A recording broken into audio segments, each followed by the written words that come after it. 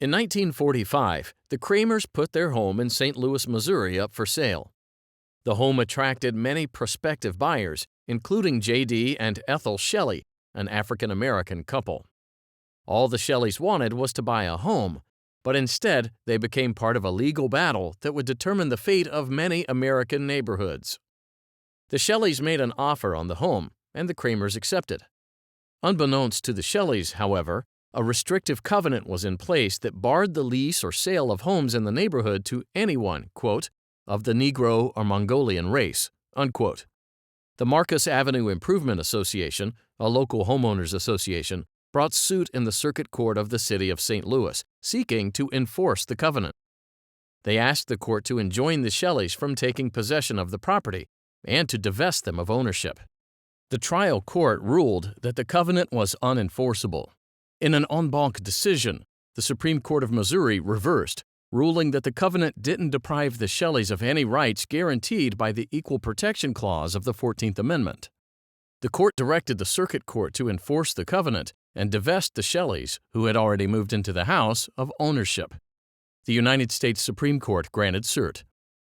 At the time the court heard oral argument, racially restrictive covenants had become so widespread that 3 justices were forced to recuse themselves because they had discovered their own properties were subject to the same type of covenant at issue in this case. The issue before the court was whether the Constitution prohibits the judicial enforcement of racially restrictive land use covenants that are entered into by private parties. In a unanimous decision authored by Chief Justice Vinson, the court held that the enforcement of racially restrictive covenants by a state institution violates the Equal Protection Clause of the 14th Amendment. The attorney for the Shelleys was Thurgood Marshall, the future United States Supreme Court Justice.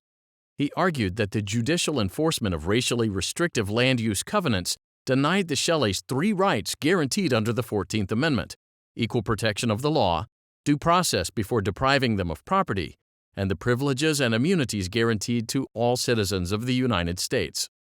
From the outset, the court noted that the 14th Amendment applies only to state action.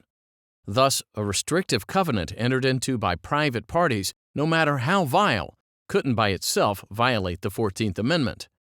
The court reasoned, however, that extensive authority existed supporting the proposition that judicial enforcement of a private agreement constitutes state action for purposes of the 14th Amendment. As a result, the court determined that enforcing the racially restrictive covenant by the state courts constituted state action, quote, in the full and complete sense of the phrase, unquote.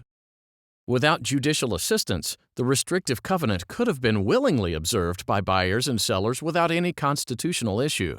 But the state couldn't use the coercive power of the judiciary to enforce racial restrictions imposed by private agreements.